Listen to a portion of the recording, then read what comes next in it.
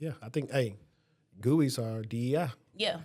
Can you can you please? That would probably be a good title. That'll be GUIs are that is a DEI. good title. That eats. I'm going to see if that works.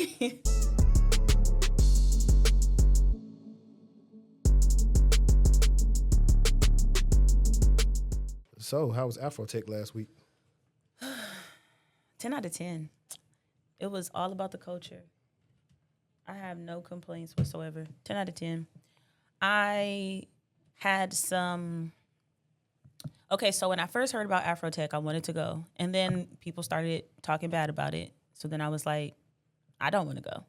And so I'm glad that I actually went and got my own perspective on what things are actually going to be like. It is absolutely for the culture, and it is what you make it. If you go and you play around, then you're not going to get any value from it. If you go, if you're intentional, if you're talking to people, if you're attending workshops, you're making those connections, attending the sessions, going to the things that happen afterwards, and still being intentional, not just going in, still kind of being siloed. I kind of felt bad for people who maybe went by themselves because that might make it more difficult for them, especially if you are not a social person, right? It may feel awkward to you to see everybody kind of mingling and interacting, but I had a ball. It was a really good time. I made a lot of great connections. I went to some great sessions. I really enjoyed myself thoroughly. That's good. That's good. People's like, hey, you here? Because, the funny thing is, so there's AfroTech, there's AfroTech events. Then there's if you know somebody important, those events. Yep. So a lot of my friends that I've met through Pod and stuff, they were at the good events. Mm-hmm. And it was like, you here? I was like, man, nah, man, maybe next year. And that's why I kept on telling you, yo, how you ran into this person, because I saw a lot of people. The expo hall is where I was seeing a lot of people. I mean, that's going to be the best spot. If you see people during a session, that's not the best time to try to chat with them because they kind of are back to back in an essence, or you might need to go from this spot to a different location within the venue. But a lot of the people that I was able to connect with and just kind of have a good conversation with was in the expo hall. That's where I was running into people. Or also there's a whole bunch of restaurants on that, the little strip or whatever. So obviously in between those sessions, people were grabbing food. So I was able to see some people there as well. But the expo hall is a really good place because if you're there at the right time, you might see the right people. Yeah. So did you, and you can tell me if this is TMI, but did you stay in the hotel where the event was? Or no, but I was close. I was close in the vicinity though. Okay. Yeah. I think if I was in walking distance. Everybody I knew was in walking distance. Yeah. I think if I go back, I will book early and just have my stuff there. I'm glad I didn't book because I was going to book the hotel that was connected to the venue, but it's too much. It's just too congested for me. Yeah. Or something close because if we go, I want to shoot. Oh, facts. So we could probably knock out so many 5-6 episodes. I'll tell you where I stayed. It was in a reasonable distance. I'm trying to see, is it it's in, I wonder if it's close to where, because I seen some of the stuff was in the Ion. The Ion's cute. Yeah. Yeah, the Ion's That's where really we cute. had the Blackest Tech stuff, and then I forgot what hotel I stayed in Houston, but it was really nice. I had I felt like I was Ghost. I had a corner, for real, I had a corner room. It was really big. I think I showed you. Yeah. Oh, you did. You Yeah, sent so me a video. I would love to, I don't know how far away. I think that's far away. You think so? Yeah. That's more further away than you want. You would, ideally, you want to be in walking distance. If you have to drive, you want to be a 5-minute drive away. You don't want to be. When I go to Houston, I leave my car in valet the whole time. Oh, no. Valet was too crazy. Self-park me. Thank you. Well, when you're there, sometimes they be breaking into your cars and stealing your wheels. No, they do. But I parked at the self-park place was across. It was kind of diagonal from my hotel. But I think self-park was $52 a day. Yeah. Absolutely not. And then you still gonna take time to bring me my car. It's crazy. But at the same time, it don't matter if it's $52 a day if it's not your $52. You right. You're right. You're right about that. When I went to Austin, everything went on that corporate Amex. Yeah. And I stayed at the Omni. I stayed at the Omni in Austin. That's where I stayed at. Yeah, there are a couple of hotels. I didn't know that. There are a couple of hotels that are connected to the venue. I just thought it was just one. But one of my friends, they stayed there. It's convenient. Obviously, you literally walk out your hotel and you right in the middle of things. But if you need to get out of there, that's what I'm talking about. If you need to leave, that's the part where it gets a little congested. And that's the whole reason why I would just leave my stuff in valet, walk back to where I need to be, leave early. But if you stay there, I mean, that's a one-stop shop. The block party location right across the street from the hotel. In Austin, it was connected to the big Hilton with the convention center. So like, it definitely was like booming on the first floor. Everybody at all the restaurants and talking and stuff. So it's cool. I ain't gonna lie though. Even though I know that with AfroTech, I think it's good as in Houston because, they're doing it because I heard it's gonna be there for the next 5 years. Yeah. Well, 3 years. I can see Houston. I can see ATL. Atlanta would be crazy. But what would be even? But where would they have? I don't know Atlanta like that. But what actually will work. But I don't know as far as affordability. Vegas. Or Vegas or Cali is crazy. Well, you got to think about it. Vegas does a lot of those. They do a lot of convention center. I mean, they have a lot of conferences, really large conferences there. So they're used to it. They can accommodate. Yeah. In Vegas, you really don't even have to leave the hotels because they got everything. All restaurants and stuff is all there. So that's why I said it could be fun. Yeah. I think where it's at, though, in Houston is the perfect location because you can walk and go get food. You can walk and go just do something different. You don't have to stay in that little pocket right there. But yeah, I love Houston. AfroTech was really fun. And I think people should go get their own experiences. Don't believe the hype. Go see for yourself, for real. Yeah. And then, while she was having fun at AfroTech, we did like a quick little, I guess I didn't even call it a staycation, but like it's a new, not super new, but it's a hotel that's built in Frisco off Main Street that we stayed at. And, we took the kids to main event. Of course, how was they? Josh can't play because he's small, so he's watching. But they got the bowl. They did. Yeah, they was getting the straw. I forgot to put the bumpers up for them. That ain't no fun. No, we did it towards the end, but I forgot. Like I didn't know how to do it. But I think they really enjoyed themselves. We got to play some games, and our freaking Saturday kind of got a little bit messed up because of we had to take Josh to the emergency room. Josh? Yeah, pink eye. So. Oh, he's good. He feeling good? Yeah, he's fine. I mean, Natalie had it, gave it to her mama, and then Josh had it. The only people that didn't have it is me and Zelly. So. Not y'all. Stranger danger. Stay away. Well, I don't know. Well, Zelly's always by Josh. I'm always by Josh. But it's like, if somebody got pink eye, just make sure you just wash your hands and don't really touch the stuff that they use until they get over it with their drops. It's just annoying because it just be so gunky and crusty. And then he's so little. He can't, relieve himself of that. He only had one bad night, and that was like Friday night. Mm-hmm. But after that, his eye wasn't really crusty anymore. Yeah. It just was like probably discharged a little bit. But how was Halloween? It was good. They had to be there. Natalie was a witch. Zelly was Bluey, of course. Josh was supposed to be Chucky. But let me see. You'll probably even laugh when I say it. But the thing was, his costume was too big. And I was just like, really? I didn't dress up. I went out with some of my friends still in Houston, but Halloween was cool. Halloween's one of my favorite holidays, but if it's up to me, I would prefer to spend it at a haunted house or something like that, not really necessarily at a club. That's so cute.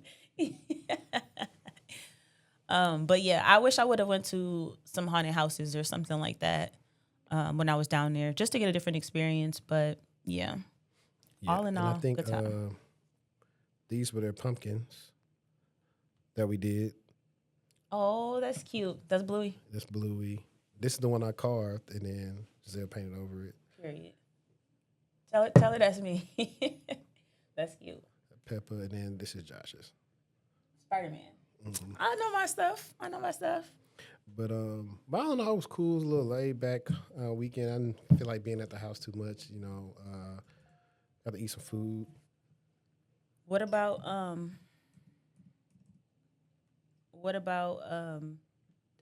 I don't know.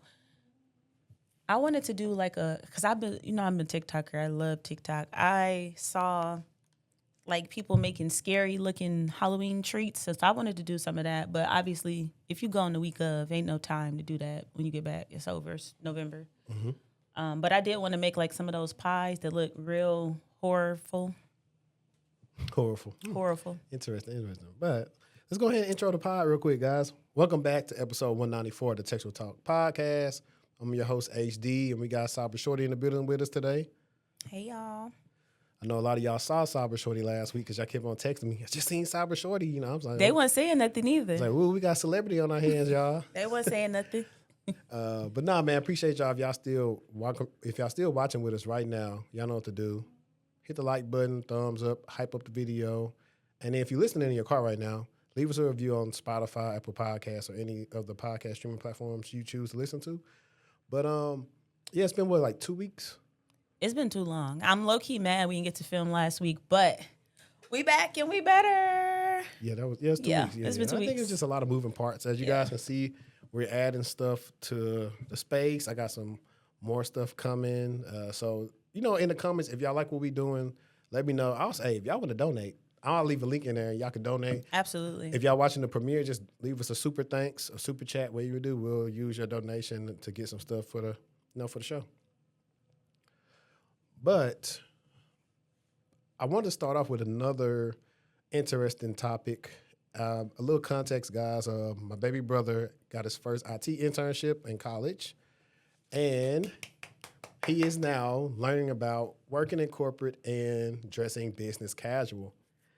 And I thought that was an interesting topic because business casual, the lines are blurred. It also could be based on what company you work at. It could be a lot of different things. I know, like last night, Giselle's trying to go back and forth with me with that jeans or business casual. I said, jeans literally define the term of casual in business casual. That is the casual in business casual. Yeah. And she was like, no, it's not. And I was like, well, just because schools and stuff, you know, that's what they do. I'm telling you, it's casual. Literally, I was like, if you work the amount of white men I worked at, 9 times out of 10, they're going to be in some jeans at work in a big polo shirt. I was just about to say with a little vest on, a little vest.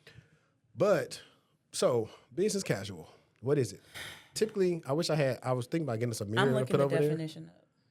I was thinking about getting us a mirror to put over there, so like you check your fit and stuff when it's recording day. But I typically dress business casual. It's very versatile. You don't know if I'm going to a doctor's appointment with my kids, if I'm going to go lunch or dinner, if you don't know if I'm going to work or interview. That's how I like to dress because it's versatile and it's age appropriate for myself right now.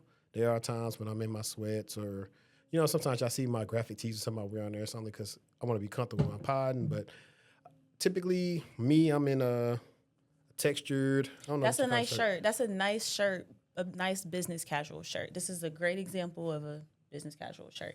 I'm not really a fan of it.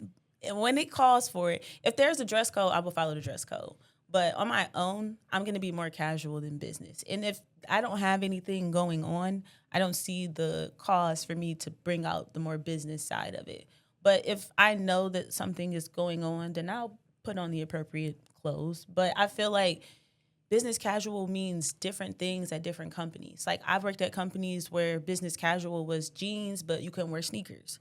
Or I've worked at places where you couldn't wear jeans, so you had to do like a kind of like some chinos or like black jeans, right? That aren't denim, basically. When they say jeans, I'm thinking blue jeans, right? Yeah. So I think it is at the discretion. It is at the discretion of your company because they'll have the policy and it'll tell you what is business casual and what is not, so you know. Yeah. But I think that as time goes on, the lines become a little bit blurred. And I think that women are able to finesse it a little bit more than men are because we have more things that we can wear. Like men don't wear shorts, right?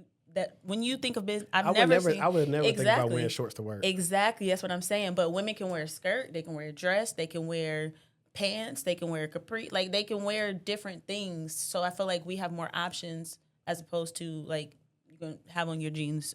I mean, not your jeans. You have some bottoms and a top on if you're a man. So I think the lines are very crazy these days. But when we were coming up, business casual was no sneakers, right?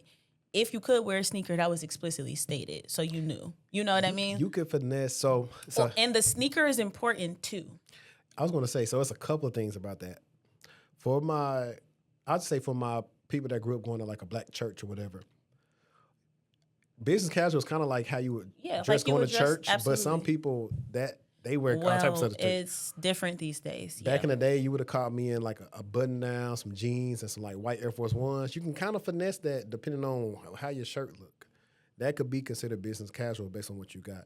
For me, either some khakis or like you said, some chinos, like some Kohan tennis shoes. The shoes is what's going to determine what it is. The shoe is going to make it be urban quickly. Now, if you want to finesse it, throw on some jeans with some dress shoes and a blazer. You straight. Or a blazer, jeans, and some sneakers. You still can get away with it. But I think it depends. And then I think I pay attention to kind of stuff like that across different cultures. Things are different. Like I started a job before, and there were a lot of folks that were from Asia, and they had like crop tops on, and I was like, whoa, I wasn't expecting that. But it's cultural differences. They're literally not from here. That may be how they dress over there, and so based on culture. So what I'm seeing now is that a lot of people who are not necessarily brown skin are wearing Air Forces, and that's their everyday work shoe with anything. Doesn't matter what it is. So that didn't used to be the case, right? Yeah, nah. Chucks used to be real popular. Vans used to be Vans with no shoestrings. You know what would be cool? And it might be spur of the moment to ask you this, but if you got a chance, if you want to send in some of your past business casual outfits, we could probably put them right here. I'm gonna try to, because like for me, I usually guys, I know you're like, I'm gonna push the envelope. I'm not gonna. So don't look to me for business casual advice, because I am not the right person. I'm gonna wear what I think is business casual. Yeah. But again, if I'm going somewhere and I need to put on a suit, dress pants, heels, I'm gonna put it on. But on a day-to-day, don't ask me for no advice, because I'm gonna wear what I want to wear. Nah, for sure. Yeah. I think so. I would say for guys, especially black men, a lot of what's going to also look acceptable is going to be your appearance, and that also means hairstyle, all the different stuff, your skin, if you got a haircut, your beard cut, earrings, all the type of stuff. So for me, I'm typically fade, waves. I used to do the goatee from time to time back in the day, but now strictly just the beard. Eventually, I just asked my homeboy this the other day. I was like, "What is your stance on facial hair?" And I asked a lot of black men this, and it's difficult because they're further in their careers. They're not just starting out. But everybody did tell me, every black man, that when they interviewed, they were clean cut, and men with full beards. And I was like, "Well, why?" And they were like, "Well, that's what you got to, not what you got to do, but that's sometimes you get what I'm saying." Yeah, some people try to go clean shaven. I'm gonna just keep it honest. But it's not for everybody, especially if you're like us. Like, that can irritate your face, your skin, if you don't do it on a regular and you just go shave. That's a whole nother probably like a intro, like how to teach guys how to actually shave correctly with like clippers. What to put on your face. Just good skincare. What to do after you get a haircut. Yeah. But for me, it's typically this. So sometimes I'll let my beard go lower. That way it'll look like it's been cut longer if I got to like line it up real quick before an interview or something like that. But you can't trust a guy don't have no facial hair. Only people that get a exception of the rule is like military or like people that work for the fire department or police department. Well, I'm talking about men that got full, and yes, you're full, but I mean like long. Oh yeah, no. Yeah, you know what I mean. I did that after I had a job before, but you typically find like white guys. They typically had that. And they do be long. They do be long. They interview with like all type of stuff, and that's what we need to bring a recruiters on or recruiters and be like, yo, what's the wildest thing you saw a candidate come on the Zoom or in person wearing? Yeah, that's gonna be a funny segment. But to give them just some easy things that they can wear. You can go regular crew necks. Like, I know y'all for men? Okay. I know y'all be trying to boycott Target, but Goodfellas crew necks, elite. So you can go like regular crew neck with different colors, like your burgundies, your like your tans, blues, greens, all the different stuff.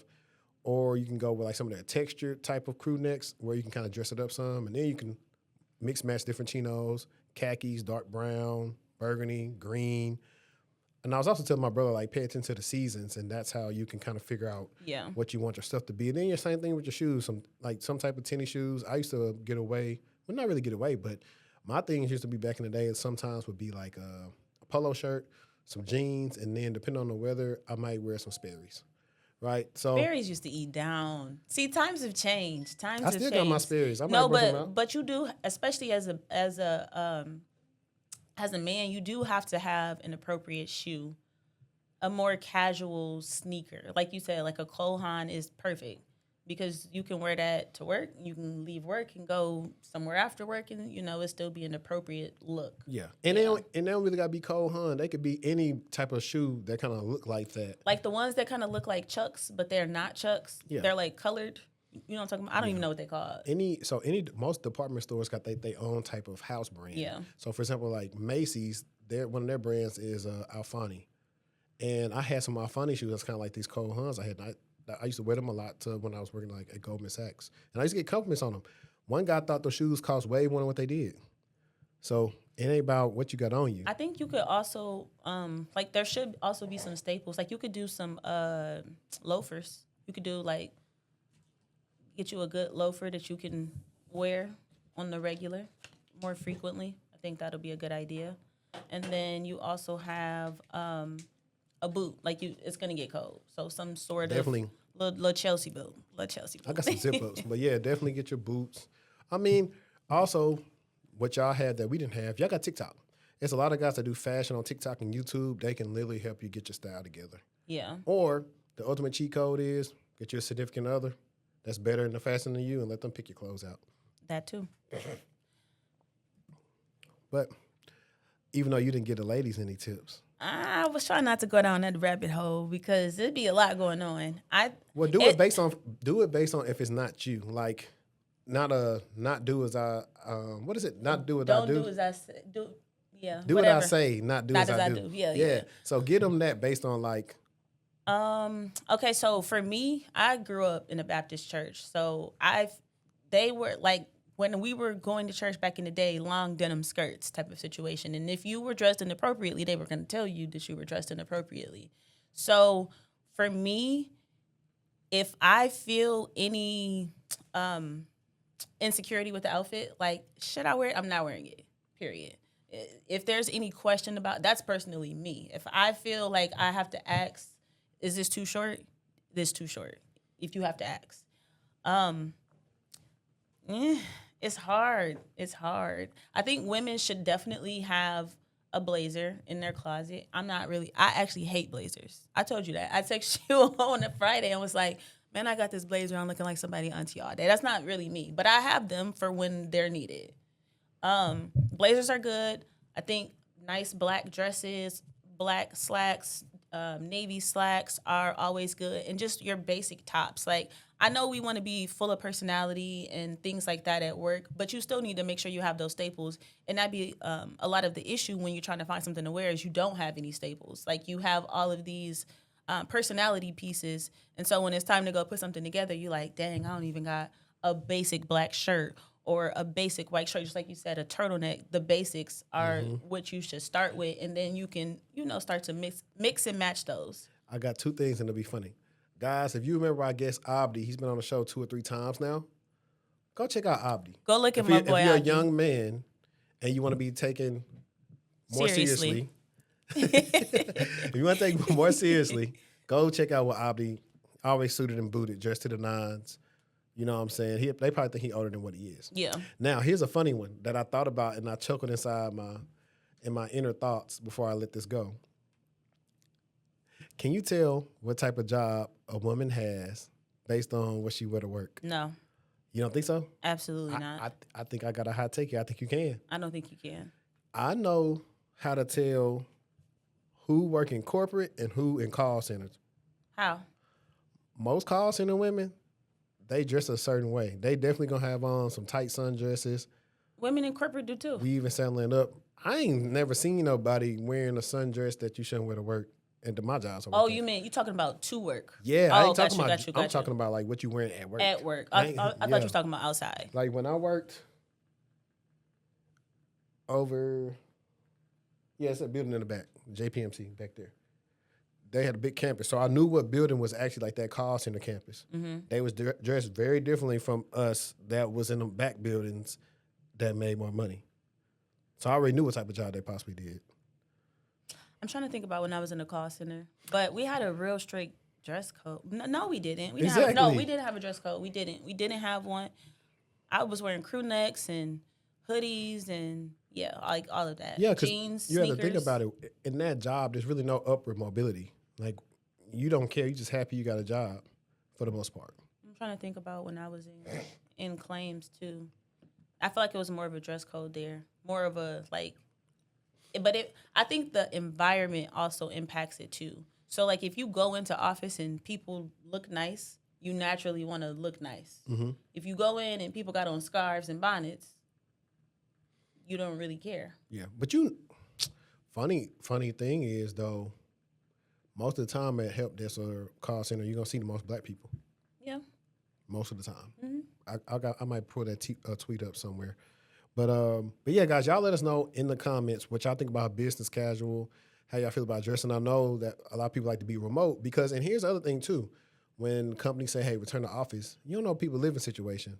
Do they have clothes to even come to work? They don't, because we have not, for the most part, if you've been remote, especially since COVID started, why would you have the clothes? I'm even saying before, or even can you even fit them? Number one. So, do you think, and before we got to the topic, do you think jobs should say, hey, guys, we know some of you might not have no clothes, but if you want to, you can wear a uniform to work? No. Like your company, like absolutely for not. your company color, that'd be fire. I am such an individualist. That would literally make me crash out. I'd never. But see, I wore uniforms in high school, and middle school. I hate the idea of uniforms. For kids, cool. For an adult, absolutely not. That's fire. No. I think like if there was so you know how people in the medical field wear scrubs. If there was something like that, a whole situation. That's what I'm saying. You ain't gotta have your company name on it. What's it gonna be the colors. Look. Scrubs. Hey guys, join the Patreon if you want to hear us saying. I got a saying about Navy on Navy, but I'm not gonna tell y'all online because I'm changed. You got Navy on Navy, white on khaki, baby blue or powder blue on Navy. But I'm saying, like, what would it be? Just throw out a uniform. Like what? It'd be a simple uniform. You'll have like an Oxford shirt on with some dress pants and whatever shoes. But at least you could wear that and you won't have to worry about having a new fit. And you know how a lot of women are. Man, I can't repeat my outfits, like all different type of stuff. So that's why you got to get different bottoms, and you can wear the same shirt with different bottoms. It's a new outfit. Listen. I'm telling you, because I do. Okay, I think that it would be nice to have company shirts so it can be less of an issue for you sometimes when you're getting dressed. So let's say you start somewhere and you get 3 to 5 shirts. That's easy for you to rotate and cycle through. I'm not saying you have to wear all 5 of those each week, but if needed, whenever needed. Like let's say, for example, you work somewhere and they're like, 2 days out the week you got to wear a company shirt. Well, at least you got 5 of them to choose from. Yeah. And like I said, I work with people that I seen them rotate the same stuff every day, and I'm like, ain't no way you watched that last night. That part. And I could tell. So I'm just going to leave it at that. It's like, it's a whole bunch of other things why some people would prefer to be remote that I agree with. If they can do the job, but they're more comfortable being at home because of life situations, let them work from home. That's what I'm on. Now, I think I'll let you go because I drove that business casual one because I knew I wanted to bring it up because it was recently on my mind. Okay. I kind of want to talk about, is it important to have a backup? In terms of, so back in the day, you went to college, you got a job, you worked that job, you retired from that job. You never really worried about getting laid off unless you did something intentional, right? You made a big mistake or you violated company policy or something. That's not the reality anymore. So is it important for you to have a backup plan, and meaning, are you leaning into your interest or other things that can bring you income versus solely relying on that one source? And the older that I get and the more that I become exposed to this industry and just some of the different fluctuations that we've experienced, I do think it's important that people start thinking about what life looks like if you don't have this job anymore, and how you could potentially, and everybody's not meant to be a business person, and I'm not saying that. I'm not saying go start a company, you bring it in $10 million a year, but just being able to bring in something does help. Yeah. And to be totally honest, I think that this is where it benefits you to go to school, because we know a lot of these jobs, that, even if they weren't tech related, let's say you want to go work for the city sometimes, or the school system, or wherever you want to work, at a hospital or something, they'll say, hey, you need a degree. So at least if you already have a degree, you got that if you're trying to transition over to a new field. Now, the benefit is also when you say strategy. I'll take me, for example. When I got out of school in 2013 and I had to go back to Target, I was like, if I don't land nothing by such and such date, I'm going to hit my family up and like say, hey, when is the next academy date for getting into the fire department? Because I knew that's something I could do. And I also knew with my degree that I also get paid more than some of the other people, because they reward you for having a degree. You would get like, I think 500 more a shift or something like that. I forgot what it was. But that was going to be my backup plan. I was saying, or I could go, it was just another, I could have also, since I had the degree, I was at Target. I had worked there for 3 years through college. I could have became a ETL. And for people that don't know what that is, that's the executive team leader. They're the people that's over the team leads. And so they're the ones that get pretty much the six figures working in retail in Target. So I knew I could have did that. I knew, hey, I can get $70,000, $80,000 from Target if I apply to this ETL position, because I've been here for so long. So I kind of had worked out these different things if something didn't work. So, but those were my, plan B, C, 1B. D. No, it wasn't even that. It's everything is, plan A, plan A, B, A, B, A, B, A, B, C, whatever you want to call it. So that's what that was. But I agree, though. A lot of people don't. And then that's the reason why. And then when the time comes and you're starting to try to figure it out, and sometimes you gotta invest some money into starting whatever that is. But if you try to start that in the midst of the crisis, when you're trying to keep the money that you're not bringing in anymore, I just think that people should maybe consider alternative things that they can do to bring in income if push does come to shove, because things aren't the same. We're not promised to retire from the companies that we work at like we were 25 years ago. Yes, no, that's facts. And I would say that, and that's why it's important to pay attention to what you even get a degree in. Oh, absolutely. Why nobody told me not to get that degree in criminal justice? Well, when they say that, I always They ask ain't tell people, me. I say, what you plan to do with that? What do you plan to do with kinesiology? What do you plan to do with these degrees? Because you spending all this time studying this stuff, and then you can't really get a job after it. And that's why I'm on my baby sister right now, because she's a senior and she's thinking about, I forgot, she don't know what she want to really major in yet. And I said, yeah, I know it's hard for, hey, right now she's 17, for a 17-year-old to figure out what you want to do for the rest of your life. It is hard. But this is going to take some research. I've been trying to also, get her, like I'm saying, hey, look, I stay down the street for UNT. Don't try to keep it strictly to Louisiana, because you have to think about what happens after you graduate and what opportunities you may have. So I've been telling her, hey, look at some of these schools out here. I know that she don't want that. And it's one of the things where, a lot of kids, they want to go to school with their friends. And I'm like, I did not go to school with my friends, and it worked out for me. I knew if I went to Michigan State, I was going to flunk. I knew it. And when I went and did the college tour, the campus was way too big. Yeah. As soon as we got off the bus, I was like, I'm not going here. I'm going to crash out up here. Like, it's not going to be conducive to my education. Yeah. And then, I think, just got to think about after school, and what's good for them may not be good for you. No, facts. And facts. so that's the thing I've been trying to drive home to her. I was the same way. Like, I pretty much was the one that stuck to it and said, I'm going to LA Tech. I had some friends that they came there, but the people that came initially, with me together, they ended up doing different things. One went to the military.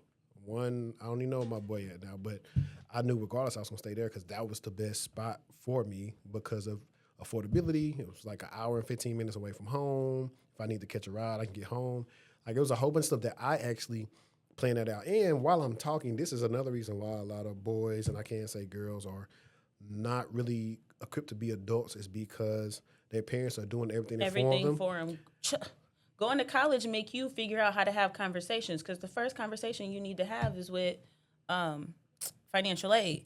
And everybody done had something happen with their financial aid. So if you don't know how to resolve and use those skill sets to get yourself out of situations and to figure things out, because it's you. If you don't figure out why the payment not there or why the money isn't there, Listen, stuff like that. I agree with you 1,000. College is not just about the education; it's about growing as well, because you are exposed to some my of those first different quarter, things. based on my mom and them being black, and I did bad my first quarter because I didn't have all my financial aid. I couldn't get some of my books, and so it was rough. But I was like, I'll come out top. You know, if you need to get your GPA up, take something like bowling. I think I took a class called Reading 200.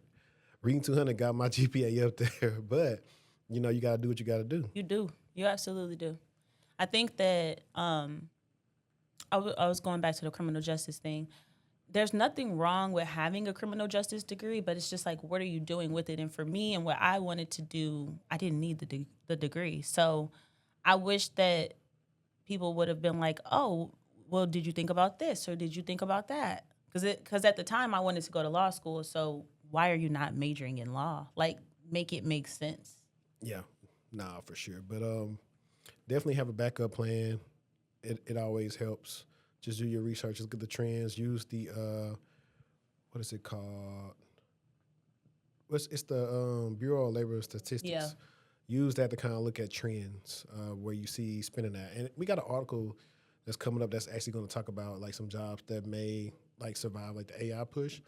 But before we get into that, one of the more interesting things that I want to talk about was there's a company called Sygnia, and pretty much they are a cybersecurity firm. They pretty much help companies recover from cybersecurity incidents. And in this case, they had, actually it's two people involved, but in this case, this guy's name is, and I bookmarked it, but I got an article that kind of goes more in depth on it because I found a cool new site to, well, what's it called? A new profile to follow on X. What's the guy name? His name is Ryan Clifford Goldberg. And a digital forensics and incident response manager at Sygnia, he is one of the 3 insiders accused of cyber crimes. He allegedly conducted cyber attacks using Alpha Black Cat ransomware. Goldberg and 2 other insiders ran ransomware operations since 2023 while employed at cybersecurity firms. After an FBI visit, Goldberg confessed he now faces up to 50 years in prison. Ooh, 50? They giving him the hammer. Man, you know what's funny? But I think that people, especially when you look like us, you tell somebody that I work in cybersecurity, right? First thing they think is you're a hacker, right? Mm-hmm. And then first thing they start asking is stupid questions. And you have to have a lot of integrity and strong ethics to work in cybersecurity. No, facts. That's one of the first things you have to do. No, it's and if you are somebody who is unethical, for the most part, that's how you live your life, this is not for you. And the thing about this that makes it interesting is I want to keep up with this case as it unfolds. Is how are they doing this? Because like I said, technically he wasn't doing this at work. So when you want to have your insider threat programs or anything like that, that's typically for your environment, not for what you're doing outside. Like you talking about insider risk? Yeah. Yeah. So that's why like it's really interesting because this gets to the point where companies now.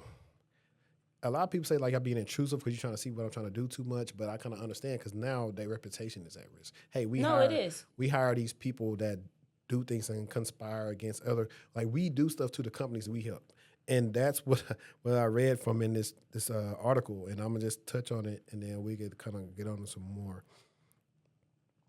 Let's see.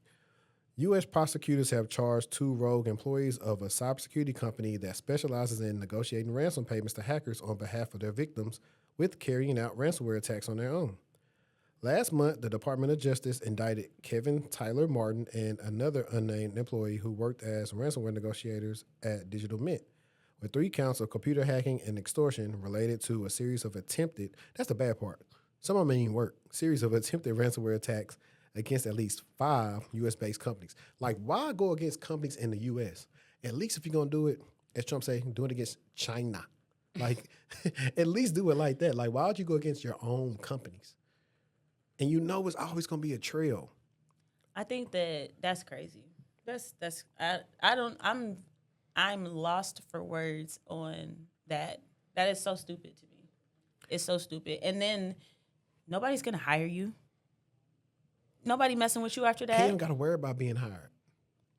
He's going to be in jail. Well, even still, even if you don't get a lot of time, No, I mean, clearly he's getting a lot of time. But if he don't, let's say he get 10 years, when you get out, you're going to still feel like you in there. You have this, what is it on you? What do they call it when you judging them? Now you have these people I know have what these. you're talking about too. I can't you get talking the, about like a preconceived notion? Yes. So people have these preconceived notions about you. It don't matter if you served your time. They're not going to be like, oh, he cool. No. And he's not going to be able to get any Type of no job. Nothing. Job. Because you have to think about, and people don't realize this, like every felony isn't the worst felony you can have, right? Some felonies you still can get a job, but like stealing, murder, what they call it, violent crimes, drug crimes, anything with money, basically trust.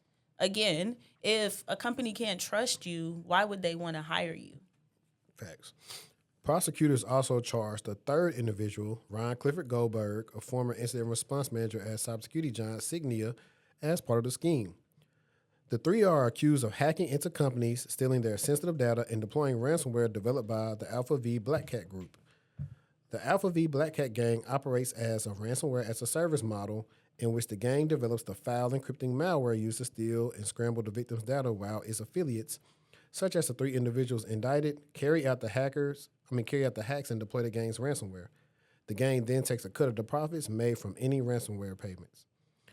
According to an FBI affidavit filed in September, the rogue employees received more than $1.2 million in ransom payments from one victim, a medical device maker in Florida. They also targeted several other companies, including a Virginia-based drone maker and a Maryland-headquartered pharmaceutical company. The Chicago Sun-Times first reported the indictment on Sunday. These people, between the three of them, 1.2 mil. Why? 1.2. They could have did, but these people had expertise where they could have just made that. They just started their own companies. That's what I'm saying about ethics. If you always thinking about that BS, if you always thinking about how you can get over on people, on things, how you can win your way, instead of starting a legitimate company and making the money legitimately, because clearly the skill set is there. Yeah. And I definitely want to talk to a person that does insider risk, because I wonder if, based on what certain people do at a company, do they have strict monitoring on them for like the dark web or what their alias could be or what they doing or what they getting into? Because that's what I would probably do. Like for people that do certain things, these people know the system. These would be it's like pretty much who polices the police. Like the police and them know all the laws and how to get away with everything. Insider risk is something that a lot of companies they're not necessarily accounting for. Yeah. Like it's a thing, right?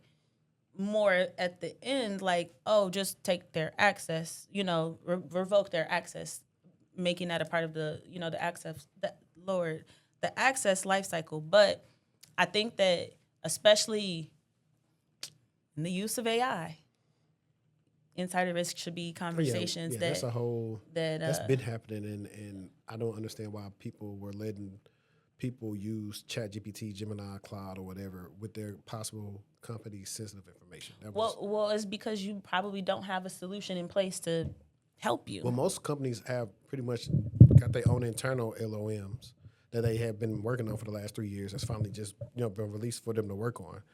So, let's see. Sygnia Chief Executive Guy Segal confirmed to TechCrunch that Goldberg was a Sygnia employee and was terminated after Sygnia learned of his alleged involvement with the ransomware attacks. The company declined to comment further, citing the FBI's ongoing investigation. DigitalMint President Mark Genz told TechCrunch that Martin was an employee at the time of the alleged hacks, but said Martin was acting completely outside the scope of his employment. Obviously. Genz also confirmed that the unnamed individual may be a former employee. DigitalMint is also cooperating with the government's investigation, said Genz. Yeah, man. I thought that was pretty. Like, that's the type of stuff we watch TV shows on. Facts. Like, for real. Absolutely. And I think that we also are in a less forgiving nation than others. When people get caught with some of those crimes in other countries, that country is sometimes like, hey, did you know that you could do this for good? No, I actually think we are less forgiving. No, that's what I'm saying. Here in the U.S. No, I mean, I actually think we are more forgiving. Really? If they was in Russia, off with their heads. Well, it depends on the country, absolutely, because China not playing with that either. That's what I'm saying. So why they didn't do that to them? Like, fam, why y'all... See, this is what I'm talking about, bro. Y'all be having all this expertise, and y'all be choosing the wrong U.S.-based companies. Y'all could have did it to the student loan people. Nobody would... Bro, everybody would... Y'all... Hey, listen. This is funny. I wonder, do they have a good security team? Who? Because everybody's always preying on the student loan. They got them dispersed for, like, different companies now. But this is... Like Sally Mae, for example. This is unrelated to it. But you seen the recent pictures of Luigi posted up in jail? Mm-mm. Luigi posted up. They said he'd been listening to King Von and stuff. Can you please? I promise to God, if you type in Luigi right now on X, I'm not doing it. But yeah, like you would be looked at as a martyr like Luigi if y'all do stuff, be responsible with y'all powers. As Uncle Ben said on Spider-Man, with great power comes great responsibility. That's like that's how you sum up cybersecurity. Because even if you're not doing that, there's so much stuff that you can do that you shouldn't do. That's the whole reason why if we bring it back in the scope of a company with insider threat, there are people, like for example, if you work on a messaging team, if you wanted to, you could go through and just look at what people talk about in the emails, but it's unethical. Like the only time that's needed is when 9 times out of 10 it's like there's an investigation going on or something suspicious. Like the last episode I talked about, it's like I had to look through these people's emails because of this chain of what was happening with this payment and this email hijack situation inside the email thread. So stuff like that is warranted. Yeah. And that's also why you had the disclaimer every time you boot your computer on, hey, all contents on this computer belong to XYZ company. Yeah. And people don't, they don't pay attention to that. They just do and say whatever they do when they at work, and I'm like, I wouldn't do that if I was you. So, I don't know. I thought that was pretty interesting. I have old school versus new school tech mindset. So this has kind of been something on my mind for a while because I feel like sometimes in corporate environments, you can experience, especially if you're younger, you can experience that ageism where your age is constantly being questioned, your skill set and things like that. And I think that obviously we know times have changed. So on the old school side of the house, what I have down is it's more hands-on hustle. So you break stuff, actually. You're physically breaking stuff and you're fixing it. There isn't a shortcut. Back in the day, there were no shortcuts, really. A lot of people have respect for the fundamentals. So networking, think about servers, coding, really starting that security from scratch. Now, one thing that I feel like old school did well was gatekeeping. And the reason why I say that is that knowledge wasn't always shared freely. You had to earn the right to learn or to be close with these people, right? It was frowned upon to be nerdy socially. You feel what I'm saying? Socially speaking. It's not a bad thing, but no, I was going to interject right there real quick ahead. before you finish. As I was getting my cut earlier, my barber was talking about the same thing. He was like, man, he was saying how he ran into an old classmate, and they was like, pretty much a good person. People used to tease them how they walk, but they were smart, they did their work.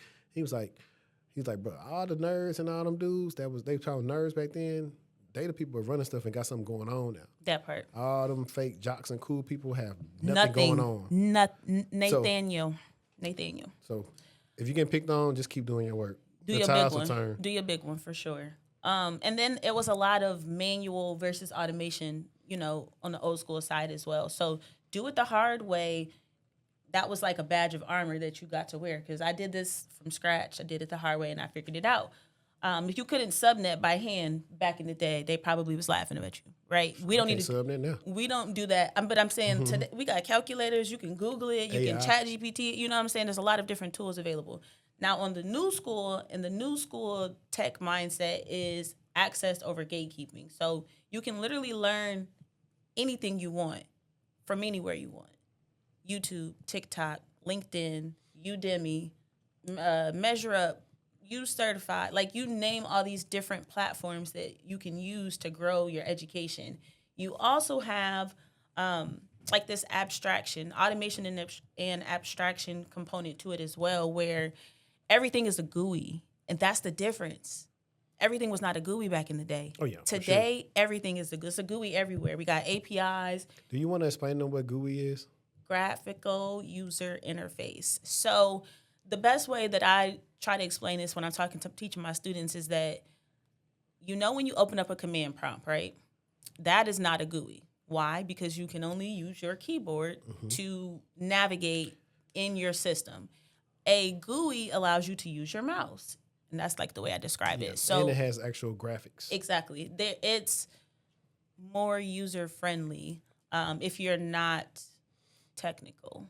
Yeah, I think, GUIs are DEI. Yeah. Can you please? That'll probably be a good title. That is a good title. That eats. I'm going to see if that works. New School also believes in community learning. So we got boot camps, Discords, and you have creators who are all making this content extremely accessible versus what it was in the past. In the past, you had to show somebody that you was worthy of even being their mentor or mentee before they took you on as, that role. And then we also have speed versus depth. Now, sometimes folks we talked about this time after time, they're chasing certifications over true understanding. Just because you passed the Security Plus does not mean that you're ready for the job.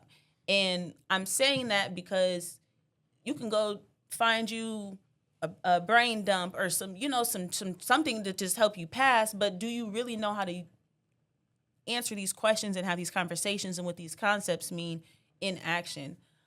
So I think that old school and new school is clashing when it comes to our work ethic, and our efficiency. Old heads see shortcuts as laziness, right? New heads see them as being more innovational. Then we have egos versus collaboration. One side says, we built this. The other side says, well, we're making it better. And then we have a big knowledge transfer gap. The experience isn't getting passed down enough. And I know this to be true is because you'll see, for example, let's say we have a company and all of our engineers are about to retire. Why are we in that predicament? And we know why are we in that predicament? Why? That makes no sense to me. So now we're going to bring in these fresh students and we're not pushing them together. We're teaching the fresh students who are going to replace them a whole new curriculum when these guys have been doing it, but we haven't put them together in order to help them get them upskilled. So things like that, I 100% agree. So I say this all to say that we need both in the room. One of them has helped build the foundation, and then the new folks are really there to help push that foundation forward, to be more innovative, to be more curious, based upon what we're seeing today. Old school, you need to mentor more. You need to adapt to modern tools. New school, you need to master the fundamentals, not just the buzzwords. Everyone needs to be curious, and everyone needs to be humble to continue learning together. Tech will continue to change daily, but your mindset also has to change too. At the end of the day, it's not really about old versus new. It's about real versus fake. Can you solve problems? Can you think critically? Can you keep up when the system updates? Can you hop into command prompt if you need to? Right. I mean, all those things it goes back. We make this analogy a lot of times, but I think it's not just work. We see this everywhere. No, it's not. It's not.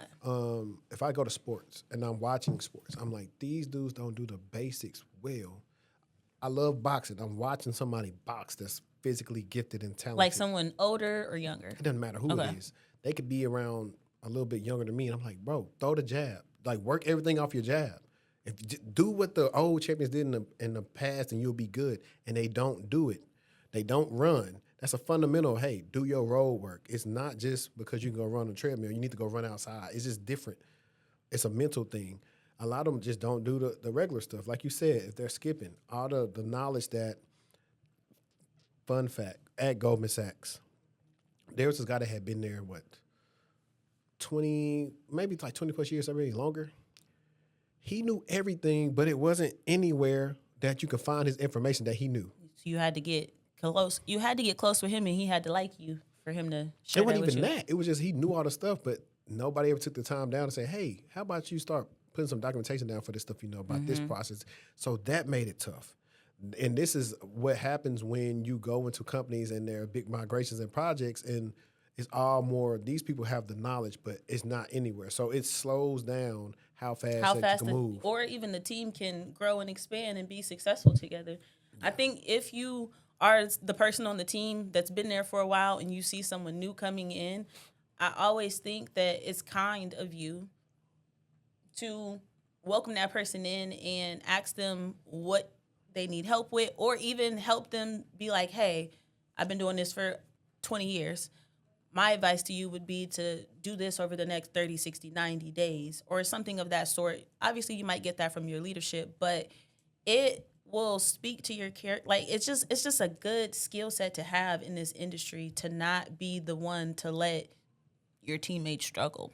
I mean, and I'm not talking about doing their job for them by any means. And then I was going to go back. There are most companies, and if y'all still with us right now, I want you to think about this at your own job.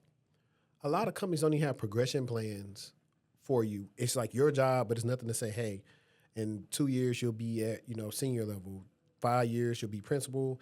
And then these are the couple of routes you can go based on your experience and what you can do in the company, because we would love to retain you.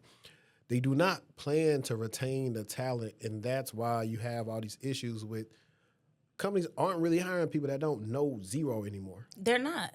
So then when the people who know everything leave, you can't find a replacement because you haven't helped them out in the workplace.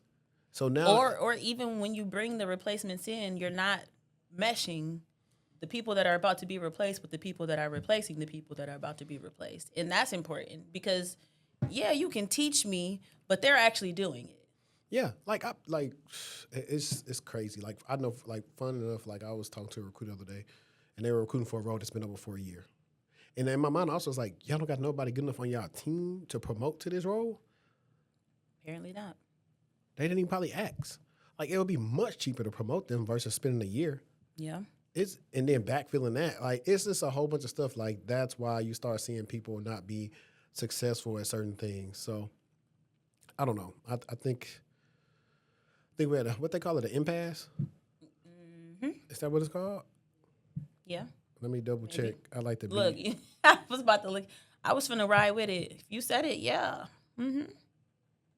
But I hate my pet peeves on podcasts when they be letting people say stuff and use stuff out of context. It be pissing me off. I think I spelled that right. Is it? No. What are you trying to say? Let me see. What was the word? I think I said it right, or I might be saying it the wrong way. Wait, what was it? Oh, yeah, so I'm right. Impasse, a situation in which no progress is possible, especially because of disagreement, deadlock, or whatever. So, I was spelling it wrong. Yeah, I just figured it out. Yeah. At first, I thought it was EMP. I was definitely putting the E in there. But yeah, that's why I think where we're at. Like, everybody feel a certain way about this, the hiring, all the different things with the AI. It's just a mess. So we really are at a corporate impasse, and people are not going to feel the ramifications of it until it's too late. That's what I see from this. Yeah. And while we're even talking about work, I think this goes great into what you were just talking about with old school and new school. And I like X now. X has all these like trending topics and stuff like that. So you can literally just go to search Twitter? and see some. X? Yeah. Okay. And you just start seeing what's cool. And I feel like it's a pulse of what's going on. We gonna really call it X? Yeah. I know. DMX. I hate X though. A theory of mine is that social media has completely broken the mind of Gen Z and millennials when it comes to work. Their whole lives, they have been told to pursue college, work really hard at their 9-to-5 job, go above and beyond for their boss, then save some income to hopefully purchase a home and family one day. All the people who follow this path are now watching their savings crumble away due to inflation. Home ownership feels out of reach like never before. Then they turn over and look at the 21-year-olds making millions of dollars posting content on YouTube and TikTok. They are able to live with freedom, not beholden to a corporation, while also getting paid enough to afford everything they want. I'm going to interject at the 21-year-old part because sometimes when you put stuff like that as a blanketed statement, it's not too many people that's that old making millions of dollars. Millions is crazy. On YouTube and TikTok. There's a few. Yeah. When you start doing the numbers. And so that's what people got to be careful of when they are trying to compare themselves to a Speed, a Casanat, all the people in AMP, all these guys, they're like, when you think about it, AMP, I don't know how many members it is, but let's say, for instance, I think it's like 6 of them. Say it's 6. So that's 6 people out of however many, whatever their demographic is. Or we talk about RDC. Like, I remember when RDC first started off almost like 10 years ago, probably longer than that. And it took them forever to get to where they at. Like, yeah, now they're making money from DreamCon and the live streams they're doing, and they've been making money for the skits or whatever, but they put in a lot of work to do that. So I also don't like it based because we make content, and I've been doing content just about this for 5 years, and it's not easy. No, it's not. It's not easy at all. I mean, it's easy to make the reacting content, but so I just want to interject right there. No, but let's stay here. Mm-hmm. I think that is the thing that is going to hurt people, because you're still being told to go to college. And I'm a college advocate. I think everybody should go, but it ain't for everybody. But I think that it's just sad. It's sad to know that you worked your butt off for these 4 years and you might struggle to find a job for 2 or more. Especially if you start the job searching process when it's time to graduate. Yeah. But also, to go back in the way you're talking about, what's the difference between them seeing the streamers versus when I was seeing dudes that was like a little bit older than me be rappers or whatever, and they was making millions of dollars. It was only a few of them. That's why I always knew, hey, that's not realistic. You gotta. But I mean, we were still. I mean, they weren't streamers for us. They were YouTubers, but they probably were making. No, I'm not even talking about YouTubers. I'm talking about just rappers, celebrities. Well, I'm talking about Gen Z. You know, with the whole social media, I'm gonna make money. I want to do this off social media. I feel like the thing is that we didn't know how much money people was making on YouTube. The YouTubers weren't telling us. But that's because they really weren't back then. Exactly. That's what I'm saying. So it wasn't, we was on them. We was on YouTube. We was watching the videos. We was doing all of that. But it wasn't so monetized. And so once it became monetized, 1, and 2, people started talking about how much money they're making, then it became lucrative.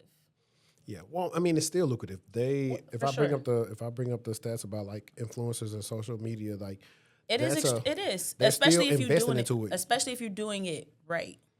I mean, some people don't have that's like a subjective thing, because, like I said, there's some people that do number. Well, by right, I mean you're consistent with it. You you a full-time content creator. Like when that's the life that you live in. Yeah, but I mean here's the thing though.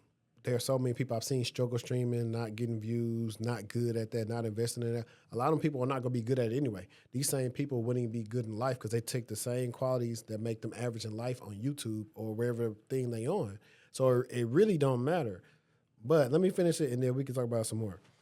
People see this and start questioning themselves. Money doesn't feel real in an economy where there is so much bifurcation between the have and the have-nots. The point of a job becomes meaningless. You fail to find purpose in your life anymore. And while these millionaires are the outliers, their content is the one that shows up in your feed over and over again. It is truly detrimental to society, and I'm not sure anyone has a real solution to fix it. So, this is funny because it's a meme talking about me getting dressed to go to work when there's an 8-year-old YouTuber that made $26 million last year. Like, it's the Nike tech for me. Yeah. But I think here's the issue though. Social media. A lot of these kids are not outside touching grass. No, people and kids. Nobody. Okay, I'm not saying nobody. That's dramatic, but you get what I'm. People are not doing things. The things that we find joyful involve forms of technology in some way, shape, or form. Yeah, but I think, like I said, a lot or social media. I'm not gonna say technology. Social media. Gen Z is a generation that just grew up strictly with social media. I noticed stuff ain't real. It started. Most of the stuff started in the pandemic. A lot of these kids who were young are now probably adults now.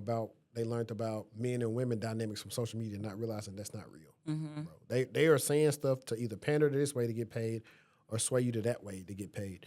It's not real. Like, people getting chose in real life. You getting fat people, big people, ugly people, people with no hands, one leg, everybody getting chose somewhere. But echo chambers and what everybody's talking about on social media, permeates through the young kid's mind because they don't have enough life experience to know that this is not real. And I was just about to say that same thing. Even us, being creators, I think we see plenty of stuff that people think is legitimate, but we know it's not legitimate. Oh, yeah. So I think it's also confusion on what is legitimate versus what is not legitimate. Yeah, yeah. I mean, for sure. But you've seen, it's funny enough, that China is passing something that's going to start making I people, did. I reposted that on my story. Let me see if I know I liked it or something. But yeah, they're going to make people, okay, cool. You say you got all this money, prove it. Or no, it was you have to have a degree in order to talk about certain topics or something like that. Yeah. Which I ain't mad at because I got my degree. Yeah. No, I think it's mad. good because anybody, that's the one thing that will get you on YouTube. Like I said, people on YouTube use the same stuff people use that do MLMs. Like it's a guy in my text line right now that's been bothering me about trying to come to an event. I already know that their office is like right over there. I know exactly where it is. And they called me the other day while I was on the way to do something. And Buddy was like, what did he say? He was like, yeah, man, we just inviting you to an event that's about financial literacy and yada, yada, yada. And we're not trying to recruit you. If it's a fit, we'll do something. I'm like, bro, I'm good. I already told y'all that's not what I'm on. And he's like, we partner with companies like Fidelity and stuff like that. I was like, the people that work at those companies are making the money, not y'all. And they was like, oh, we the money team, because I hear them being coached in the background. And I'm like, in my mind, if you have to say you're the money team, You is not the money team. You're not Floyd Mayweather. Yeah. Like, it's a lot. But I plan to have fun some more. I've already found him on LinkedIn. I know exactly what crew he's with PHP. And whenever I get some time, I'm going to text him like, yo, you under Ken at PHP? Who you under? And then it's going to like start doing it on him. I'm like, I'm the one troll, but I'm going to try to educate you because I'm like, if you want to sell insurance to make money, I got friends that's in the actual industry that do not recruit, and I can help you want to make money a legit way. Yeah. You make more money actually doing the right thing versus trying to recruit people and not make money at all. I don't understand. I don't mess with all of that foolishness. Yeah. I want you to talk about the H-1B. I think that'd be a good one. Yeah, so where is it? So, guys, if you are unfamiliar that, with the H-1B talks of Trump making it be like, I think, $100,000 to retain H-1Bs. I think it was more than that. It was 200. I could be lying, but I thought the number was big. Anyway, Canada makes another run at luring top tech talent from the U.S., and essentially what they're going to do is undercut whatever the H-1B price is to take all them guys and bring them to Canada. Canada is hoping to poach top tech talent from the U.S. with the new accelerated immigration program for H-1B visa holders, even as it reels back the number of new temporary residents allowed into the country. The U.S. offers H-1B visas to foreign workers with highly specialized skills, 65% of whom worked in tech as of 2023. In September, U.S. President Donald Trump signed an executive order to impose U.S. $100,000 fee on businesses looking to hire a foreign worker under the program as part of his America First agenda, arguing foreign talent was displacing American workers. Prime Minister Mark Carney was quick to seize the potential opportunity for Canada to lure those workers north and promised the budget would include a clear offering to those who U.S. visas might not get renewed. These are people who have lots of skills that are enterprising and they're willing to move to work, Carney said at a September press conference in London. And let's see, I'm trying to get into the more important stuff. In reality, the people who are in the U.S. are very keen to stay in the U.S. and get their green card, said Andreas Pellender, founding partner of Borders Law Firm in Toronto. In 2023, Ottawa launched a similar program as part of a tech talent strategy, offering open work permits to H-1B visa holders living in the U.S. Though the program reached its cap of 10,000 applicants within 48 hours, only 1,600 applicants on a new work permit actually arrived in Canada between August 2023 and December 2024, according to the data, the logic obtained from the Federal Immigration Department. When it's time to actually come into Canada and make a whole move to a new country, they did it. And let's see. That's a lot of this. So, what is this? Immigration Department officials said they hope to learn from that experience when designing the new program proposed in Tuesday's budget, which is part of the government's plan to attract top talent from abroad while establishing more sustainable immigration levels. McCall Scooter, I don't know how you say this, Scooterwood, an economics professor at the University of Waterloo, has long argued that a less convoluted immigration system would eliminate the need for special programs like the one set out in the budget for H-1B holders because Canada will easily be able to skim the best and brightest immigration candidates from a ranked list of applicants. We talk about uncertainty on the business investment side, which is a huge problem. We're doing the exact same thing on this kind of immigration side, creating a massive amount of uncertainty for people that's totally unnecessary, he said. The move was lauded, however, by tech industry groups like Council of The move was lauded, however, by tech industry groups like the Council of Canadian Innovators and Build Canada, an organization of tech leaders launched earlier this year to influence government policy, which pitched the idea in September as a way to attract global talent and stave off attempts by U.S. firms trying to poach Canadians. The government said the goal is to reduce the number of temporary residents to less than 5% of the population and to restrict new permanent residents to less than 1%. The Liberal government also hopes to make sure that more of those new permanent residents arrive through the economic immigration programs to help spur growth. So that's that. I thought that was pretty interesting. I would like to go deeper and see, like, what are they actually, let me see if I can find it. What are they actually proposing the cost? Because I know Canada is, well, parts in Canada cost more than the U.S. I think that the visa stuff always tugs on my heartstrings because I've had a few coworkers who lost their citizenship, and that people got families, kids, and it's a big ordeal. So I just wanted to highlight that because everybody ain't a U.S. citizen, and you got to figure out what's going to be best for you and your family. So Canada might be the move. I have University of Pennsylvania. They had a data breach. So the University of Pennsylvania confirmed that hackers stole university data in a cyber attack discovered on October 31st. Initially dismissed as fraudulent, the university later admitted that the systems related to development and alumni activities were compromised. Hackers sent offensive emails from official at upenn.edu accounts to alumni and staff, claiming responsibility and mocking the school for violating federal law, FERPA. The breach occurred through a social engineering attack, likely phishing, which allowed access to Penn's internal systems. Though Penn enforced MFA, insiders reported that some high-ranking officials were exempt, creating possible weak spots. The university has not disclosed how many people were affected, what specific data was taken, or when victims will be notified. However, reports suggest stolen files may include donor records, banking transactions, and personal information. The hackers' messages hinted at financial motives and resentment towards affirmative action and legacy admissions, mirroring a similar 2004 Columbia University breach that exposed nearly 870,000 records. Penn says it has locked down compromised systems and is cooperating with authority while continuing its investigation. So, two things there. Those exceptions to MFA, remove them. If you are on the identity team at your job, have a discussion with your admin and just ask them, do we happen to have any users that are exempted from MFA? Maybe we should take a look and get that list updated because there are folks that slip through, and sometimes it's because they were doing some testing or whatever the case may be, but they forgot to go back in. But nobody should be exempt in 2025. Yeah, I mean, GRC. And so while you're doing that, I said, let me find some of these emails. And one of them said, Dear Penn community, the University of Pennsylvania is a dog shit elitist institution full of woke R words. We have terrible security practices and are completely unmeritocratic. We hire and admit morons because we love legacies, donors, and unqualified affirmative action admits.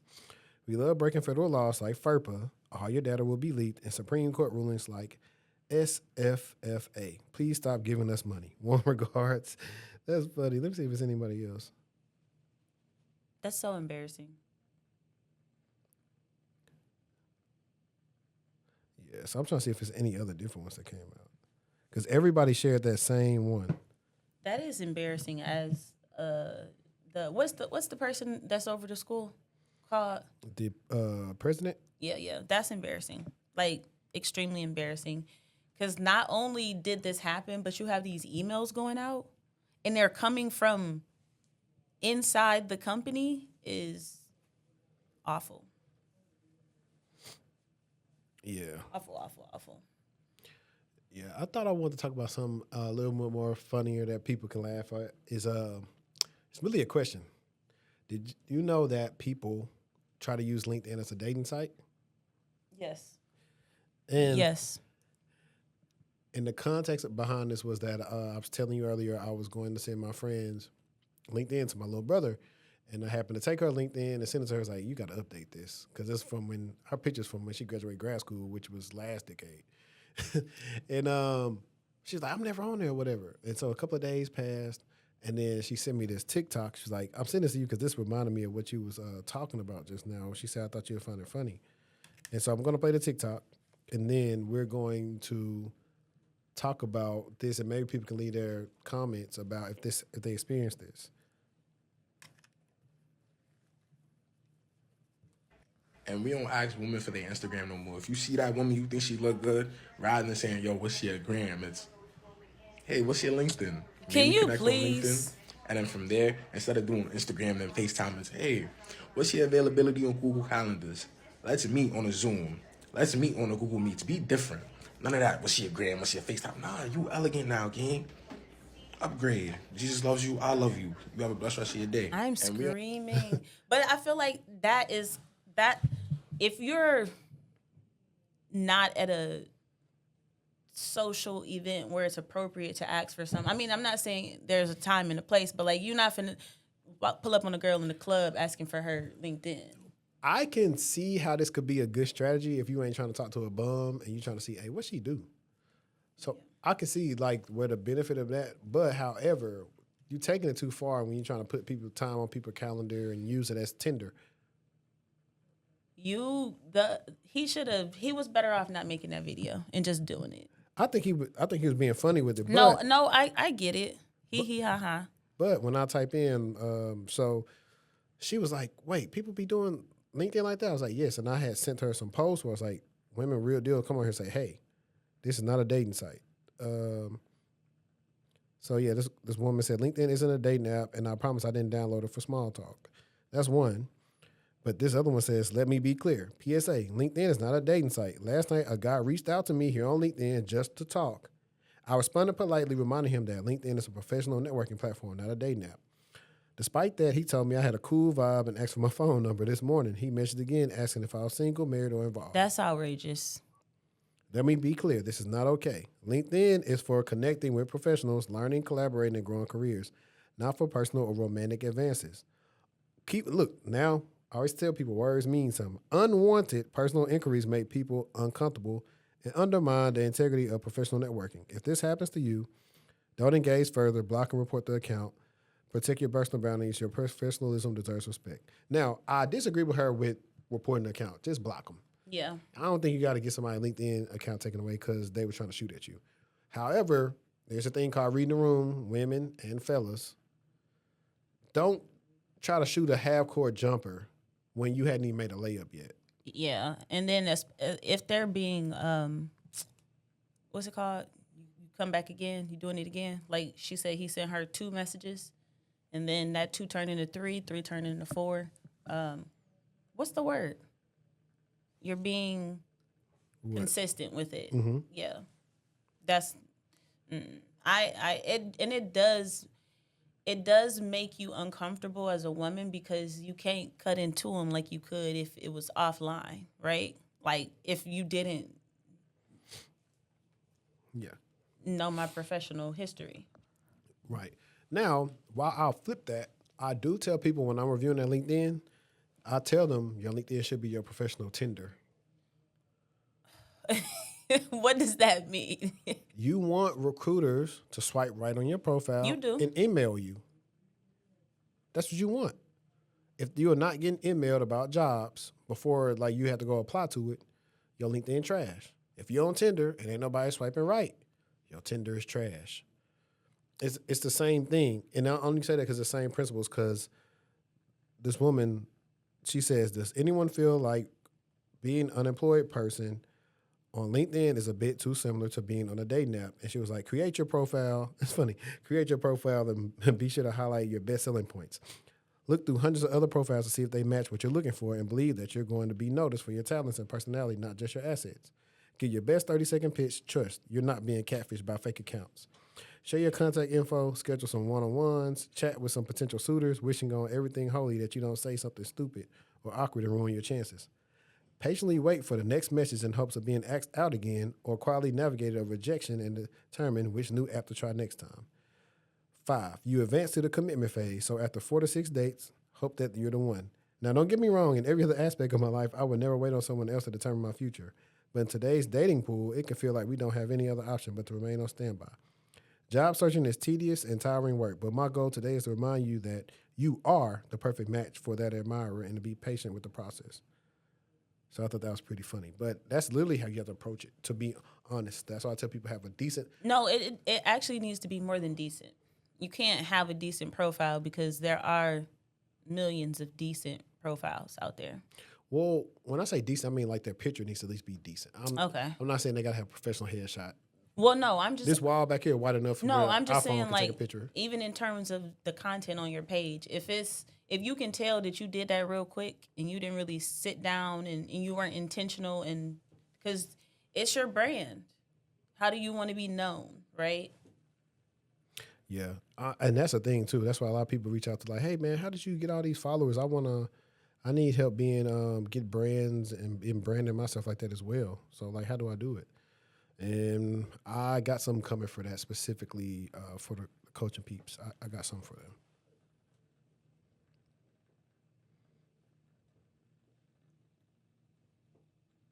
I think you next. Let's see. I think that was all mine. You sure? Yeah. Okay. You didn't do L3 Harris? Yeah, I'm gonna wait for that one. I think I have a couple of other ones that are actually being cool. Because I believe wasn't this past week Amazon did the layoffs? Yeah, child. And so I thought it was a joke. Like, I literally thought people was like, I was like, wait, is this the truth? Yeah. This was on November 3rd. This article came out. But it said Amazon CEO Andy Jassy says the recent layoffs of 14,000 people was about culture. How many people? 14,000. Why was people saying 30? I don't know. Who knows? I know there was one thing. I literally heard. That's why I was like, that's not real. They might have increased it. I ain't see 30. I just typed in Amazon tech layoffs. And I'm not saying that, 14 is still a lot. I'm just saying I thought it was 30. Yeah. But Amazon hired a lot during the pandemic, so they still been trying to right size. But I feel like it's also, they got to be more specific with what, like, Amazon's a huge company. Like, that could be across. Mm-hmm. Yeah, they had a lot, though. I'm going to read it and see what they say. They said it's about culture and not financially or AI driven, which I think is a lie. I did see that. I totally think that's crock of beans. Amazon CEO Andy Jassy addressed the company's recent layoffs during his quarterly earnings call on October 30th, saying the decision to cut 14,000 corporate positions was based on cultural factors rather than financial or AI-related reasons.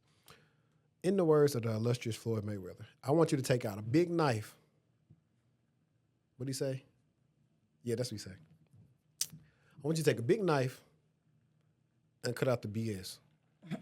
Because we know for a fact that is not true. Everybody's following the wave of investing in AI. The announcement that we made a few days ago was not really financially driven, and it's not even really AI driven. Not right now, at least, he said during the call. It's culture. The Amazon layoffs, which largely affected middle management, followed a June 2025 memo, according to a previous Fortune report. In it, Jazzy said that advancements in AI have increased efficiency across the company. In a separate internal communication, Beth Galati, Amazon Senior Vice President of People Experience and Technology, describes the restructuring as an effort to adjust to the transformative technology of AI. Amazon's workforce has grown significantly in recent years. The company currently employs about 1.55 million people worldwide, including roughly 350,000 in corporate roles. That's a lot of people. Reuters reports, in comparison, filings with the Securities and Exchange Commission show that Amazon had 798,000 employees at the end of 2019 per Fortune. So that's what I was talking about. Pandemic, they hired a lot of people. If you grow as fast as we did for several years, the size of businesses, the number of people, the number of locations, the type of business you're in, you end up with a lot more people than what you had before. And you end up with a lot more layers. He added, sometimes without realizing it, you can weaken the ownership of the people that you have who are doing the actual work and who own most of the two-way door decisions, the ones that should be made quickly and right at the front of the line. Now, I agree because we do know the Amazons, the Netflix, the Metas, all of them, they hired people from their competitors just so they couldn't hire them. So I do know that's true. And they were on TikTok saying, hey, we don't do that. That's so greedy. As AfroTech previously reported, Amazon reduced about 14,000 corporate roles on October 28th as part of a broader workforce adjustment. Their move follows similar reductions made across multiple departments beginning in 2023, as the company restructured teams and reevaluated staffing needs in its retail, human resources, and cloud computing decisions. Amazon is among several large companies, including Salesforce, Target, and Paramount, that have announced recent workforce reductions, while some organizations have cited automation and shifting business needs. Data shows that AI-related cuts remain limited. Federal Reserve Chair Jerome Powell noted per Fortune that central bank is observing how AI adoption may affect hiring and job stability. A recent Goldman Sachs study found that only 11% of surveyed companies had reduced staff due to AI, while about one-third of firms in the technology, media, and telecommunication industries reported headcount reductions linked to it. During the earnings call, according to Fortune, Jassy said the company intends to remain efficient and adaptable in changing business environments. Now, I don't think it's totally about AI. I think they did overhire a lot. There probably were people that weren't doing work, but we also know, and like I said, internally you would know, hey, did some of these people say they didn't want to come into office? Were they forced to have bad reports of saying they weren't actually doing well, even though they probably were?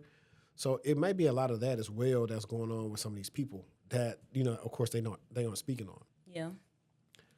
But it sucks. I did hear they was going to get decent severances. But honestly, if I was the president, I would push for corporate jobs for our salaries to be guaranteed like the NBA. No matter what happens, if y'all fire me, I get all my money. For the year? Yeah, unless it's a clause that I did something that, you know, Violates I can't get out myself. Yeah, but everything else, if I get laid off, I should get my whole contract paid out and my bonus paid at 150%. Ooh, 150 is cute. Yeah, that's when your company doing good. And we say, yeah, you know, you got that, and we did this. Here you go. So, I don't know. That's what I would say on that. But that reminded me, like, for people that know the Job Father, he had a video on TikTok where he was talking about if you just got laid off. And I actually want to see what he said. Why do I keep confusing? That's not Gabe. No. Okay. Gabe, if you watching Jermaine this, I'm is sorry. from Toronto. Ah, okay. So when I put him on, you're going to hear his Toronto dialect. He has a big following on LinkedIn and X. I know. Yo, this is going to be very controversial. I know that some of y'all love your CEOs and your company, so, like, you get sensitive, but I'm going to say some shit right now. If you have been laid off, if you are ever let go, right, the first thing that you need to do is to shut the fuck up and call an employment lawyer.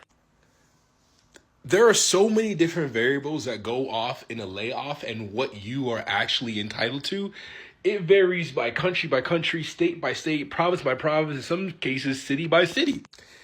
And believe you me, it is in your employer's best interest to give you a shitty offer.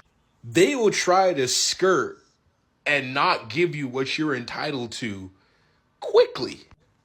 You know, I actually think that one of the downsides of layoffs happening so frequently, as outside of the million of downsides, is that it normalizes it. So, like, there's less heat for when a layoff happens.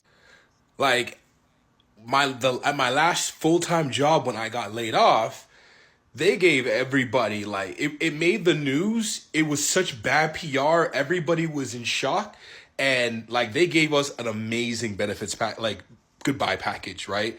I was just there for literally like under a year by a week, and when they let us go, they gave us like full everything that we could have asked for. Plus, they extended our healthcare coverage by like another 6 months, and they allowed me to keep a MacBook Pro that they gave me for my own personal device, and it still had Apple Care on it for a full year after the fact. Now, when a company lays you off, bruh, they don't give a single solitary. So that's why you need to be calling employment lawyers. A lot of people think employment lawyers, you have to pay up front, but a lot of them take commission, right? They don't get paid unless you get paid and you get a proper piece of your severance. And they always, a lot of the good ones, always want to make sure that they aren't wasting their time when they're taking a case. So they will hear you out, and a lot of them will tell you like, yo, this is what your chances are, this is what you're entitled to, and they'll let you know whether or not like you're being shafted. And you know what's the messed up thing? It's the big companies that will actually try to shaft you the most compared to the little ones, especially if they think they can get away with it. Because, like, let's be real, not everyone contacts an employment lawyer. Not everybody wants to go through the litigation process, right? So, like, if they can give you 5-10% less than what you're entitled to, you know what I'm saying? They're going to do it. And that's why there's always pressure for you to sign the severance offer, which is why as soon as you hear it, if you see a weird ass email or a weird ass calendar invite on your schedule, the first thing you need to do is call an employment lawyer in your city. Call him. I'm just saying, you want to CYA, cover your ass, because the company certainly did. So like, there's nothing wrong for you to lawyer up, right? If they doing what they supposed to do, they got nothing to fear, right? Call the lawyer. Yo, this is gonna be my only thing with that is that they be giving you a tight time frame to accept that severance. Yeah. So it could potentially not be enough time for you to, you know. It could be, but if you get in contact with a lawyer fast enough, you're gonna apply pressure on them. Most companies don't want to go to trial with it, so they will handle it out of court and they'll settle for something because they know, like, in this economy, like if you're giving anybody less than 3 months severance, like you full of it. It's a lot of people reality these days. Because it takes a minute, even with an incredible network. A minute? It'd be taking people longer. I get even what you're saying. Even with an incredible network, it take you a long time. That part right there. Unless you get with me now. Now, I had a client, he got laid off in June, and when is it now? In October, he started his GRC job. Clock that. Double the salary. Oh, he won. Yes, because he was with the best. But that's neither here nor there. And I think that I had one more funny one. Not funny, but in a sense where, you know, people always think we talk so much about WGU, which I actually have a WGU video saved that we're going to do another day. But let's talk about Full Sail University. Now, I don't know too much about Full Sail, but this TikToker does.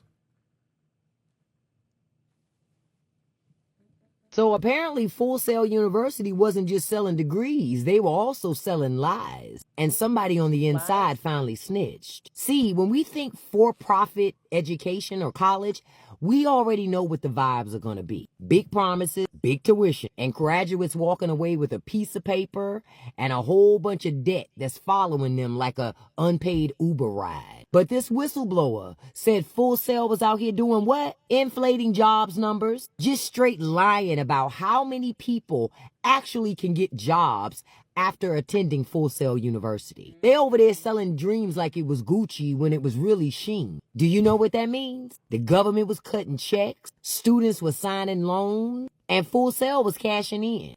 And Full Sail ain't cheap. It was costing anywhere from between $30,000 to almost $100,000 just to get a bachelor's degree. And see, Full Sail was saying that they had 70% of their graduates were able to get jobs.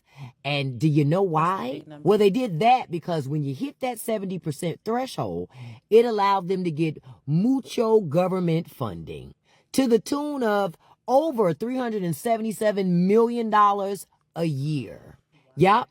They lied to get your tax dollars, and they lied to get you on the hook for student loans to go to school, knowing that you would never be able to get a job after that. See, y'all gotta understand, when billionaires and corporations do this kind of thing, it's just called business. But when you do it, it's always gonna be called fraud. Oh, but that whistleblower report? This was the rare time when somebody on the inside of it actually said, nah, you're not gonna keep playing with people's futures like this. And remember, what I'm telling y'all is not a dramatization. This ain't no parody either. It's a true story, unfortunately. That's crazy. That's insane. The reason why it's insane, but the reason why I'm saying it's insane is because, for example, like I've been looking at law schools, and you want to see like how are the students doing that graduated from this school, and if you see things that aren't true, you pick this as a school, and it was not a good option. I wonder if they can be sued by students. Oh, for that. it's probably like some type of class That's action exactly because that like school is expensive for you. Yeah, that's why a lot of them. Why a lot of them for-profit joints they end up getting sued just because unrealistic expectations. Like that's a high number. 70%. 70 is crazy. 70 is high. And you know what I'm saying, guys, it's not WGU. Like I said, it's Full Sail. If you went to Full Sail, leave us a comment below because I didn't know anything about it. I've heard of it. I feel like a lot of those scammy schools came into more fruition during the pandemic. I feel like they've been around since. They always been around, but I'm saying like it was just shoved in your face. What was that? You sitting on the couch anyway. Everest? Yeah. Everest Cousins. College, Phoenix, all them type of universities. I had one because I thought it'd be pretty cool to talk about it. It's the remote jobs that will survive layoffs, and I want to see if we actually agree with it. It's 7 remote jobs that will survive the next layoffs.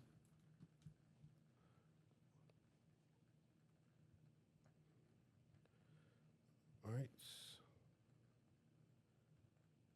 So it says nearly 70% of remote employees work in tech, according to Statista. But as a recent layoff show, even well, corporate and remote jobs are no longer guaranteed. Amazon is cutting about 14,000 corporate roles, marking one of the largest workforce reductions of 2025. And it says Big M has also eliminated more than 15,000 positions since May. Even so, remote and hybrid work remain popular, with flexible job postings continuing to rise. Yet fully remote workers face a 35% higher layoff risk than their hybrid or on-site peers, based on an analysis of 2 million white-collar workers by employment data providers. Now, so here are the jobs. The first one is cybersecurity analyst. And it says, when budget tightens, companies don't cut security, they strengthen it, which I agree. I do agree with that. I agree with that role. I agree but kind of disagree because I've seen security people recently just get laid off. So I think it depends more so on the industry than necessarily like most companies. If you don't have like that big of a team. I'm not mad at them saying that about that title. Oh, I'm not. Yeah. Now, other security roles, I can't speak to them, but an analyst is to me, they don't have enough. The companies. Some people do. That's what I'm saying. Some people are not doing the work. So that's what I'm saying. When you're in a really big company, you got a really big team, yeah, and you're in one of those type of industries where layoffs occur, it's one of them things to look at. When budgets tighten, companies don't cut security, they strengthen it. As businesses shift more operations online during economic downturns, cyber threats multiply. Ransomware attacks, phishing schemes, and data breaches increase when companies are most vulnerable, making cybersecurity analysts essential regardless of economic conditions. And let's see. And it says, so I'm not going to read like probably everything, but that's the first one. And then it has an anecdote that says like, why is layoff proof? Every company with an online presence needs cybersecurity, making these remote jobs critical infrastructure rather than optional expenses. Now, number 2, I agree with for sure. Healthcare IT specialists. I ain't really seen them titles get laid off. Exactly. The healthcare industry doesn't pause during recessions, and neither does its technology infrastructure. Healthcare IT specialists manage electronic health records, ensure HIPAA compliance, troubleshoot telehealth platforms, and maintain the digital systems that keep medical facilities running. Why is layoff proof? Healthcare remains essential regardless of the economic conditions, and the technology supporting it requires constant maintenance and expertise. Number 3, probably be a shocker, accounting and financial analysts. Not shocked. During economic uncertainty. Like Fidelity, or what's the other one here? Which one? They all here. What is the blue one? I think they real big. They campus is huge. Blue? Maybe it's not blue. I mean, you talking about like the big 4? Yeah. KPMG? Nope. EY, PwC. They like far out. Dang, I cannot think of it. But I'm saying that to say they're a huge company, and I've not heard them mention layoffs. Even Fidelity. Yeah. They are, the Fidelity, a pretty good company. I can agree with that one. They say, why is layoff proof? Financial oversight intensifies during downturns, making these remote jobs more valuable when budgets shrink. If anything, they probably getting a bonus. Yeah. Technical writer and documentation specialist, which I don't know. I see. Yeah. As companies streamline operations and reduce headcount, clear documentation becomes critical for maintaining productivity with leaner teams. Technical writers create the manuals, user guides, API documentation, and knowledge bases that allow companies to function efficiently. Man, a lot of companies, you do that stuff yourself when you're working on something new. Yeah. That's why I'm like, I don't know that to be its own role. I know that Right. to be, like you said. I know in some places you I mean, get a technical writer. Absolutely. Why is layoff proof? Documentation becomes more valuable when companies operate with reduced staff and need to maintain productivity. The 5 is insurance agent and risk management consultant. What was it? Insurance agent. Okay. Protecting assets becomes a higher priority during economic instability. What is an driving sustained- insurance agent? Like a claims person? I guess so. Okay. I mean, I can see that. Yeah. They don't But get I think it might be more of insurance people that work with companies more than personal people. I think. I don't know. Oh, like somebody has their own agency. Probably. Because, I mean, like, cyber insurance has actually become a niche area that people can get into if you've worked in insurance. I actually talked to this guy this year. I don't know where I was at or where I met him, but he has his own agency, and he was just telling me how he told a business that they should get cyber insurance. They said no, they didn't want to. He told them to at least get a smaller policy. They did, and they got compromised. And they had to call him. Customer success manager, which I kind of feel like this. I don't agree with that one. Right. They said not all customer success roles are created equal during layoffs. While luxury brands and discretionary services companies may cut these roles, customer success managers in essential services remain critical. This includes healthcare, software, financial platforms, insurance technology, cybersecurity, and business infrastructure tools. Why is layoff proof? Customer retention is essential. Services directly protects revenue streams and making these remote jobs valuable during budget cuts. They got a point. They got cut though. Yeah. Across a lot of companies, I know. badly. I agree. That's why I'm like, I don't know, like, are they just using straight data? Like, I don't know how recent the data they got from this. Software developer, AI, Agree with cybersecurity, and that. core infrastructure. While many tech jobs face layoff risk, software developers in specific high priority areas remain in demand. Developers focus on artificial intelligence, cybersecurity, and core infrastructure work on system companies cannot afford to neglect, even during economic downturns. I agree with that. I don't know if it's true, but I do think that if you're a SWE, it might be easier for you to find a role because the roles are always there. Right. Why is layoff proof? Companies may cut experimental projects, but they tend to retain developers, maintaining critical systems and building tools that improve efficiency. So it was just talking about like making your job remote layoff proof. And I'm like, to be honest, unless you're in certain industries, nothing is just layoff proof. Nah, Like, facts. always have a backup plan, always stay interviewing, make sure your LinkedIn profile look good so the recruiters hit you up. Just usually never know because you can been to somewhere 15 years and this is the day, hey man, gotta let you go. Yeah. The only thing I think you can do to be layoff proof is to better manage your money and also think about what else you can be doing to bring in some more income. Or work C2C, so holla at Justice. Period. I think the last one I want to talk about before we cover voicemail briefly is the L3 Harris. I thought that was pretty interesting. It says how an ex-L3 Harris trenchant boss stole and sold cyber exploits to Russia. Peter Williams, the former general manager of Trenchant, a division of defense contractor L3 Harris that develops surveillance and hacking tools for Western governments, pleaded guilty last week to stealing some of those tools and selling them to a Russian broker. A court document filed in the case, as well as exclusive reporting by TechCrunch and interviews with Williams, former colleagues explained how Williams was able to steal the highly valuable and sensitive exploits from Trenchant.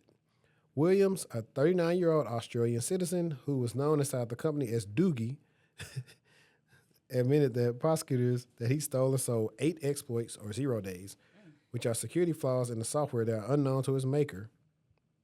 He sold or stole? It said he sold and stole. Oh, wow. Where are we at?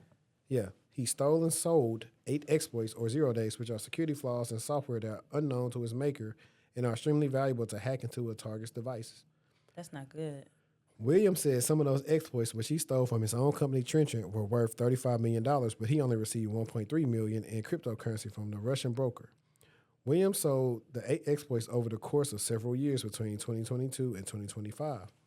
Thanks to his position and tenure at Trenchant, according to the course document, Williams maintained a super user. I'm finna hang up. Maintained super user access to the company's internal access control, multi-factor authenticated secure network, where his hacking tools were stored, and which only employees with the need-to-know access had access to. As a super user, Williams could view all the activity logs and data associated with Trenchant's secure network, including exploits. The court document notes Williams' company network access gave him full access to Trenchant's proprietary information trade secrets. Now, we are where we're at, where we're supposed to be with insider threat.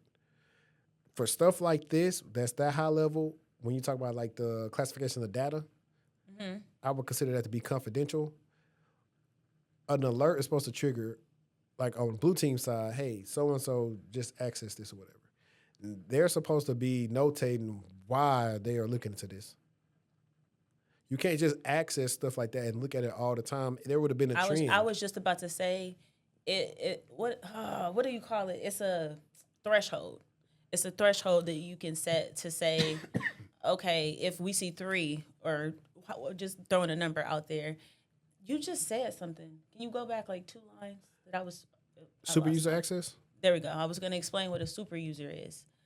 Very simply, it's the global, think about it as a global admin's mom, right? They have more access than the global admin does, and that's not a good thing. It's already not a good thing to have too many GAs, and now we're talking about a super user. Yeah, it's why you are, when you are that's why they should have PIM in place. PIM in place. Well, PIM is going to be one part of that. It will help, though. It could be one part of it. Because it would be an audit trail, and it would be reports going out. The audit trail is already there. The thing is detections. No, that's what I'm saying. It would be ideally, they would have some reports to see, okay, why you do all of that last week? Or But a lot of these companies, they're so secure that's why when I say like when people work in government type of roles, sometimes it's so easy, it's so secure. The stuff that they don't think about don't happen. But as my guy Antoine Matthews would say, don't think about a use case, think about the abuse case. This is something that should have been covered in threat modeling. This is where all the different roles come into play. Yep. IAM, threat modeling, blue team, IRM. All these different factions come together right here and prevent this type of stuff. What did we just talk about earlier with Pennsylvania and it being, what account was it? Some high execs. Yeah, they didn't have MFA. But those exemptions is what I'm saying. A lot of the time, the people who have those high levels of access, they always have some sort of exemption in place that, it's for testing, or, I just need to, and you have to. Yeah. Not only that, like you say, is you have to do audits. Hey, do you still need access to this? Why? How often do you use it? What do you use it for? But that's why people get mad. He had no business being a super user. Point blank, period. Permanently, it's crazy. Because something like that, he should have been talked about as a high level. Permanently, it's crazy. But yeah, definitely, there should have been a trail. That's another who polices the police. Yeah. So he probably was doing it, and then he probably was doing it at a time of night where, like, it's whoever's on the shift, they're not seeing it. That insider risk and those policies not in place. Because why is you on here outside of work hours if that is abnormal behavior?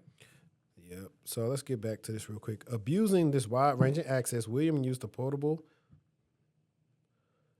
I'm finna just throw this iPad.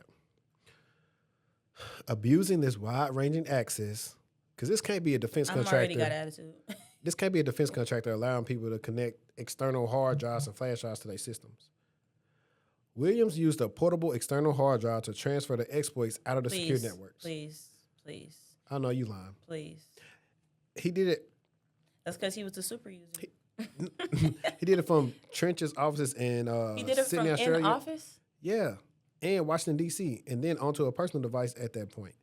Williams sent the stolen tools via encrypted channels to Russian broker protocol. This DOP, data loss prevention, No, right here. No, all of that is bad. And he was in office. Bye. They don't have no DOP at the network level. I ain't gonna lie though. If I get hit up for that insider role, I'm gonna talk about this right here.